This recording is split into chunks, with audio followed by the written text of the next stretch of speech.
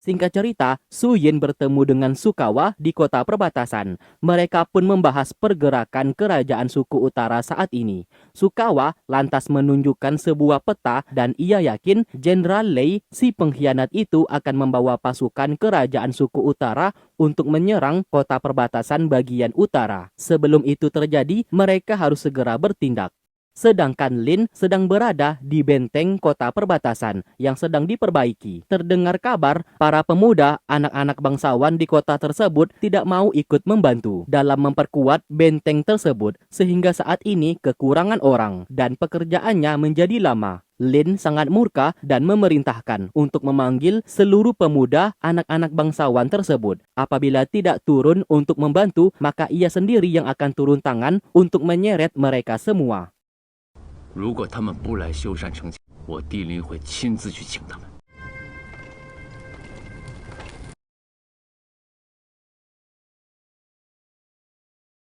Di sana, seluruh jenderal dan kedua anak sang raja kerajaan suku utara sedang dikumpulkan. Sang raja mengutus anak keduanya, kita sebut saja namanya Lukman, untuk mengatur strategi perang dan mengerahkan seluruh pasukannya. Lukman tentu saja bersedia menjalankan perintah tersebut. Ia pun meminta izin untuk menggunakan Jenderal Lei agar berada di sisinya. Karena bagaimanapun juga, Jenderal Lei berasal dari kerajaan Sichuan. Setidaknya bisa memberikan sedikit informasi mengenai taktik perang yang biasa digunakan kerajaan Sichuan.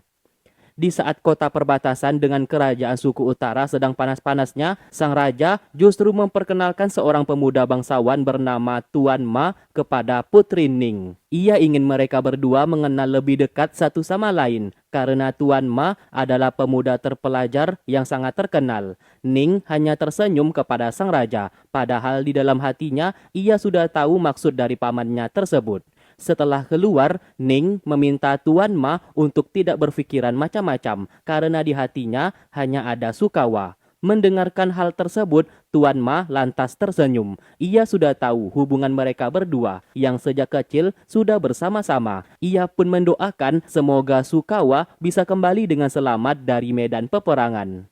Sementara di kota perbatasan, Sukawa mendapatkan informasi Su Yin sudah bergerak menyerang kota Pali, milik kerajaan suku utara. Ia pun berniat mengajak anak buahnya untuk segera menyusul pergi ke sana, tanpa harus mengajak pasukannya. Sebab mereka tahu pasukan yang baru saja ia rekrut saat ini tidak ahli dalam berperang, yang ada hanya akan mati sia-sia. Namun siapa sangka pasukannya datang ke sana. Mereka tidak setuju apabila Sukawa pergi berperang tanpa mengajak mereka. Mau hidup atau mati, mereka akan tetap setia bertarung di sisinya. Sukawa hanya bisa tersenyum melihat pasukan idiotnya ini begitu sangat setia kepadanya. Oleh karena itu, diputuskanlah esok hari mereka akan berangkat.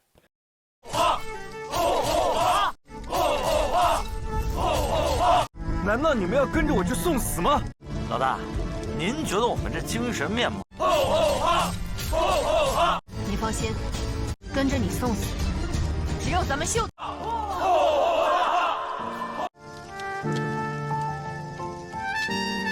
Singkat cerita, Su Yin bersama pasukannya berhasil menyelinap masuk ke dalam kota Pali, salah satu kota milik kerajaan suku utara. Kebetulan pasukan yang berjaga sedang tidur di sana, sehingga Su Yin dengan mudah melumpuhkan mereka semua. Dan setelah itu membuka pintu gerbang supaya pasukannya bisa masuk ke dalam.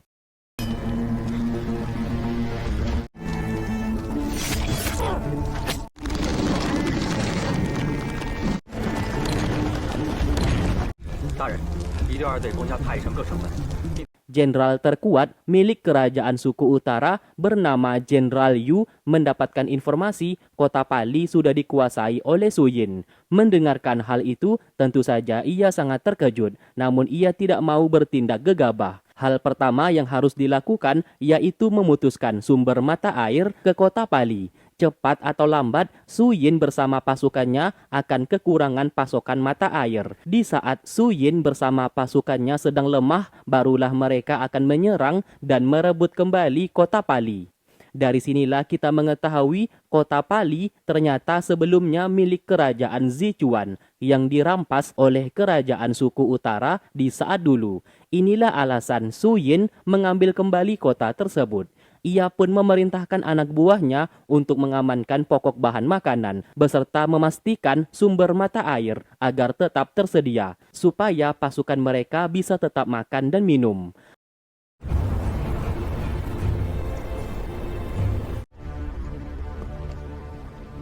Keesokan harinya, Su Yin mendapatkan laporan sumber mata air di kota Pali sudah diputus, sehingga stok air saat ini tidak banyak. Mendengarkan hal itu, Su Yin sadar ini pasti perbuatan dari Jenderal Yu, jenderal terkuat milik kerajaan suku utara. Satu-satunya yang dapat dilakukan saat ini adalah membunuh Jenderal Yu dan mendapatkan kembali stok sumber mata air. Karena bukan hanya mereka yang membutuhkan, namun seluruh warga di kota Pali juga membutuhkannya. Sementara itu, Sukawa telah tiba di depan kerajaan suku utara. Ia pun mendapatkan informasi sumber mata air di kota Pali sudah diputus oleh Jenderal Yu. Mendengarkan itu, ia pun berniat memasuki kerajaan suku utara seorang diri dan meminta pasukannya tetap menunggu di sana. Lalu di malam hari, Jenderal Yu didatangi oleh pasukannya dan berkata gerbang kerajaan suku utara tiba-tiba diserang oleh seseorang misterius, bahkan seluruh pasukan yang berjaga dihabisi tanpa tersisa. Tentu saja hal itu membuatnya sangat penasaran siapa pemuda tersebut. Tak lama kemudian datang salah satu pasukan memberikan laporan dan mengaku ia adalah Jenderal Lei untuk memberikan surat dari sang raja kerajaan suku utara. Jenderal Yu mulai curiga karena tidak ada satupun pasukan yang menggunakan topeng sepertinya. Ternyata itu adalah Sukawa yang sedang menyamar. Karena sudah ketahuan, ia pun menyerangnya. Disinilah kita diperlihatkan kembali Sukawa menggunakan kekuatannya, sehingga sebelah tangan Jenderal Yu langsung terputus.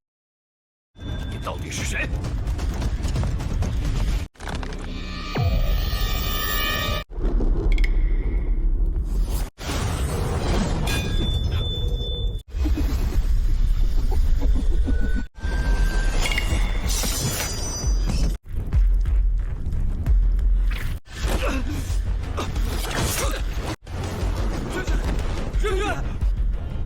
Setelah itu, Su Yin mendapatkan laporan terdapat pasukan yang menyerang gerbang kerajaan suku utara dan memotong sebelah tangan Jenderal Yu. Saat ini, pasukan tersebut berada di depan kota Pali. Karena penasaran, ia pun menggunakan teropong untuk melihat. Di sana terdapat spanduk yang bertuliskan adik ketiga yang tampan dan pemberani. Ia pun sadar itu adalah Sukawa bersama pasukannya. Dengan segera ia pergi untuk menjemputnya dan membawanya masuk ke dalam kota. 你不该来的。什么？不欢迎我？走。 Singkat cerita, Jenderal Yu mendapatkan perawatan khusus. Akibat peristiwa itu, ia pun sangat dendam dan penasaran siapa pemuda yang menyerangnya barusan. Ia pun bersumpah akan membalaskan dendamnya tersebut.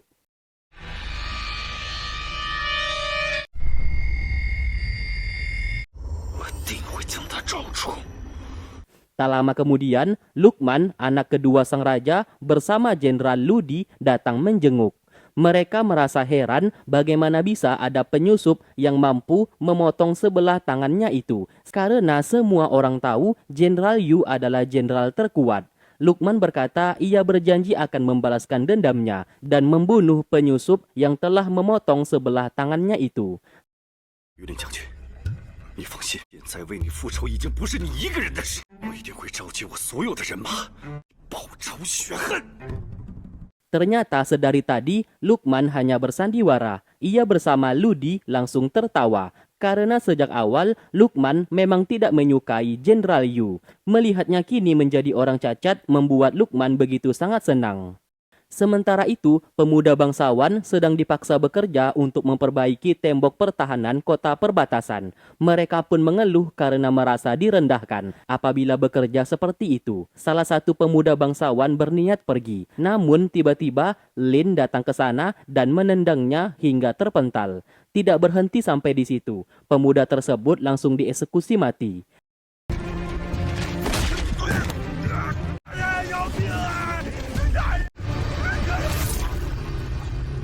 Semua pemuda bangsawan langsung ketakutan dan tidak ada yang berani melawan. Di sana, Lin berkata ia tidak mau tahu dalam waktu seminggu tembok pertahanan tersebut harus sudah selesai. Apabila ada yang berani melanggar perintahnya, maka akan ia bunuh.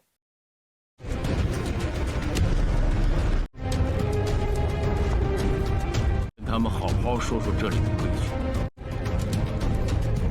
Sementara itu, Luqman memerintahkan Jenderal Lei untuk memimpin pasukan dan menyerang kota Pali. Di sana terlihat jelas Luqman adalah orang pengecut yang sengaja menyuruhnya untuk berperang. Dan hal itu tentu saja disadari oleh Jenderal Lei. Namun ia sendiri tidak bisa berbuat apa-apa selain mengikuti perintahnya. Lalu ia kembali ke base camp untuk menceritakan masalah itu kepada anak buahnya di sana. Padahal sejak awal mereka berdua datang ke kerajaan suku utara untuk mencari perlindungan. Namun nyatanya tetap sama saja. Mereka juga akan ditumbalkan di medan peperangan. Apalagi mereka berhasil menang, maka yang akan mendapatkan jasa dan hadiah adalah Luqman. Hal tersebut membuat Jenderal Lei sangat kesal. Keesokan harinya, Jenderal Lei membawa ribuan pasukan menuju ke kota Pali. Tidak hanya itu, ia juga dengan sengaja memanfaatkan warga tidak berdosa untuk dijadikan tumbal dan berada di garis depan, sambil dipaksa mendorong kereta senjata yang sangat besar. Setelah itu, Jenderal Lei memerintahkan pasukannya membawa warga ke garis depan dan siap melakukan penyerangan. Sukawa bersama Su Yin yang melihat itu tentu saja menyadari rencana busuk dari Jenderal Lei yang sengaja meletakkan warga tidak berdosa ke garis depan agar mereka tidak bisa menyerang. Maka dari itu, penyerangan kali ini akan diambil alih oleh Sukawa. Tanpa perintah darinya, seluruh pasukan dilarang melepaskan anak panah karena mereka harus menyelamatkan warga yang tidak bersalah terlebih dahulu supaya tidak menjadi korban.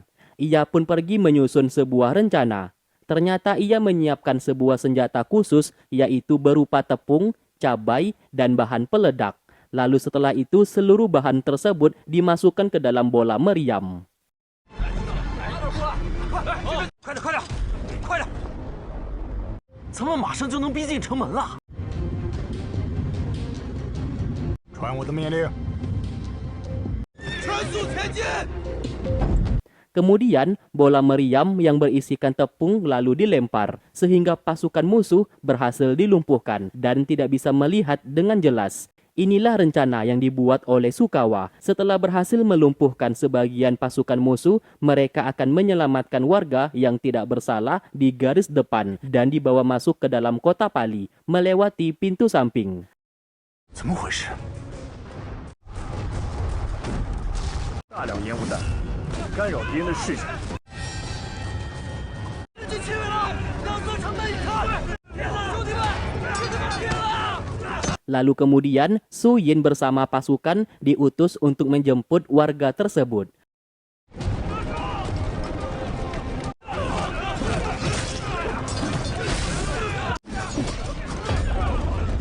我会让秀子营的兄弟们打开侧面城门，能快速的救出战俘。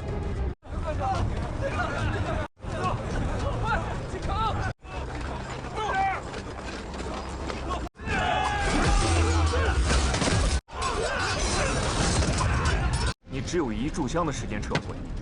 二哥，你只管在前线杀，都交给我。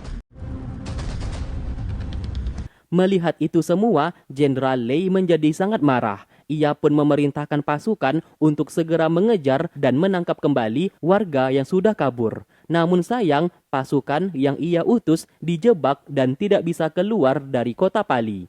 Bubuk cabai, bom peledak, beserta minyak tanah lalu dilempar. Setelah itu, mereka melepaskan anak panah yang terdapat sebuah api, sehingga pasukan musuh langsung tewas terbakar. 差不多了吧？等会儿，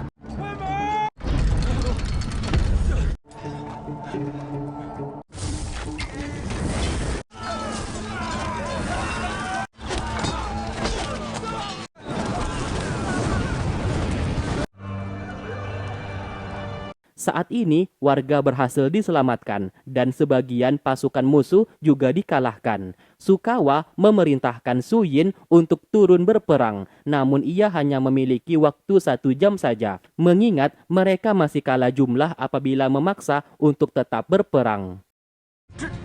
城门还开。命令，全力冲！要是能够拿了，我烧他个统领！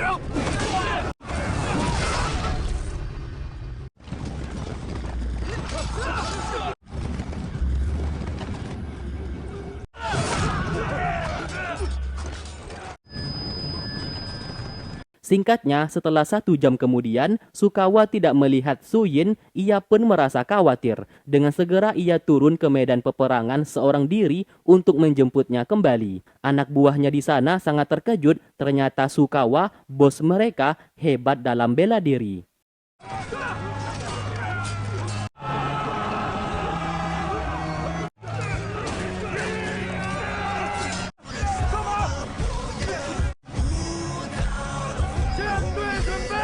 Setelah Sukawa berhasil membawa Su Yin bersama pasukan untuk kembali, bola meriam langsung dilempar untuk menghambat pasukan musuh agar tidak mengejar. Karena hal itu, Jenderal Lei memerintahkan pasukannya untuk mundur, sebab ia sadar mustahil bisa menang.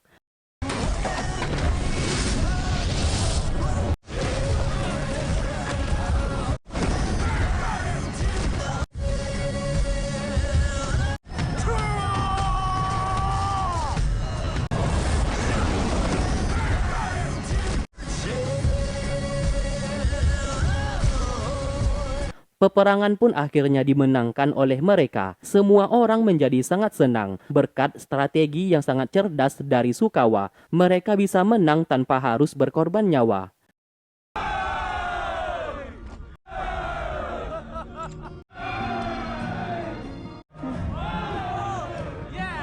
Berita kekalahan kerajaan suku utara terdengar ke telinga Jenderal Yu. Anak pertama dari raja kerajaan suku utara di sana, kita sebut saja namanya Bambang, sangat kesal kepada adiknya yaitu Lukman karena mengirim Jenderal Lei untuk memimpin perang. Jenderal Yu menjawab, ia curiga Su Yin memiliki seseorang yang sangat cerdik di belakangnya. Karena bagaimanapun juga, kerajaan Zichuan tidak pernah menggunakan taktik atau strategi perang seperti itu. Dan ini baru pertama kalinya. Maka dari itu, kini giliran mereka berdua yang harus turun berperang dan tidak boleh sampai kalah. Jenderal Yu meskipun sebelah tangannya sudah buntung, namun ia akan tetap turun berperang sambil mencari pemuda yang sudah membuatnya seperti ini untuk membalaskan dendamnya.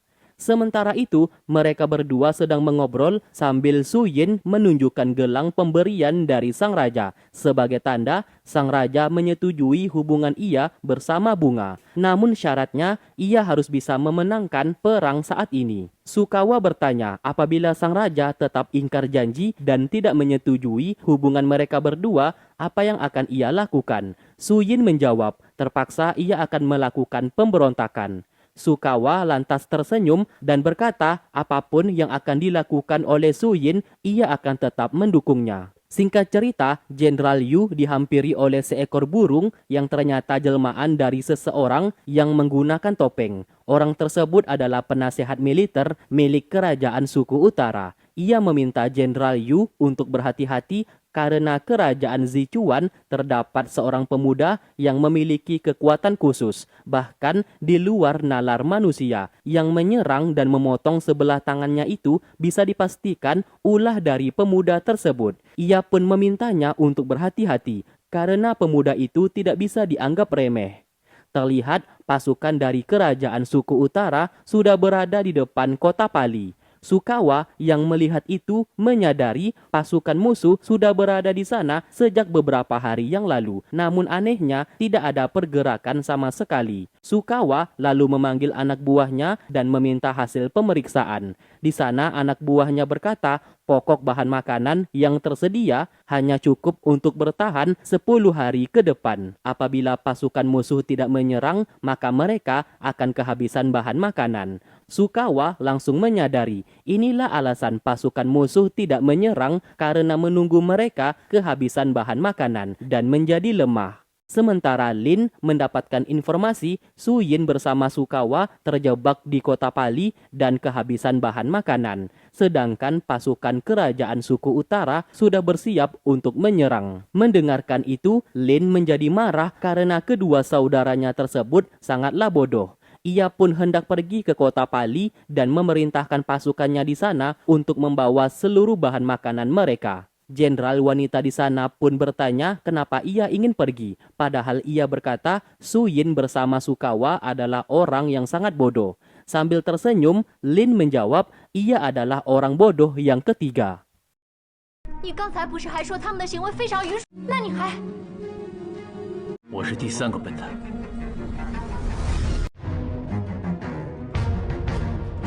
Dan drama Eternal Brotherhood season pertama pun selesai. Oke, Mimin pasti tahu kalian minta lanjut ke season kedua. Namun untuk season keduanya masih belum ada alias belum keluar. Kalau nanti sudah keluar pasti Mimin lanjut. Terima kasih buat kalian yang sudah stay tune terus di channel ini dan menunggu video-video yang aku upload. Sampai berjumpa di alur cerita film yang lainnya. Wassalamualaikum warahmatullahi wabarakatuh.